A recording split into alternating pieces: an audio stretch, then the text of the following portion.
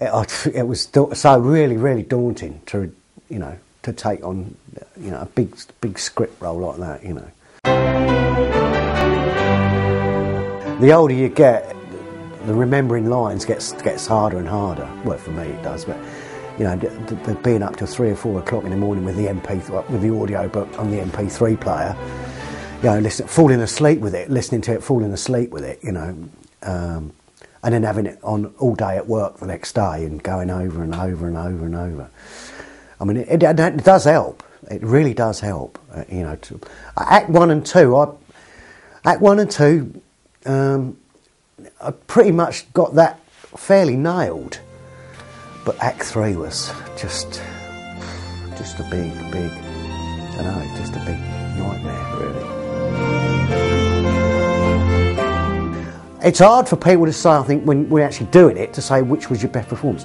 You've only got the feedback from people saying, "Oh, I thought you were really good that night," or "Yeah, I think you weren't so great that night." Or, you've only got someone else's perspective on it, because you never see yourself doing it. So that's always the, when you're in stuff.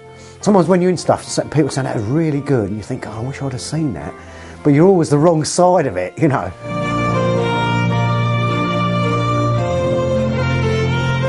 Yeah, losing his sister, many years ago when I was first married, I lost a child at birth, and that, when you lose someone really close or something like that, you can draw on those sort of emotions. What did you feel like when that happened, and obviously the scene with Belle was quite, the things that Belle said about certain things, and in your personal life things happen. Where you lose someone you really really think a lot of, for one reason or another. I say you draw on those emotions. I say you actually draw on, but they're there, and they're there, and I suppose you can say to be used. I wouldn't like to think I used stuff just because it's there. But some things are more poignant at certain times than others. Brendan's enthusiasm to keep everybody motivated and focused, and it's not easy. It's not easy for any director to keep everybody focused. It's easy to say, "Oh well, it's only a hobby," but then if you're going to take on a part, then you've got to show some commitment. A good part of commitment into doing stuff, and perhaps that's lacking in some ways with certain people. I don't know. It's always a challenge.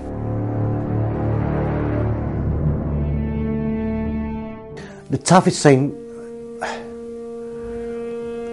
I think, was with the last 2 scenes: the graveyard scene and the bed scene.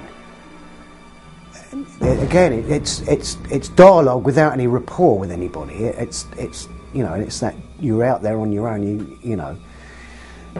You're just relying on yourself, and that's hard.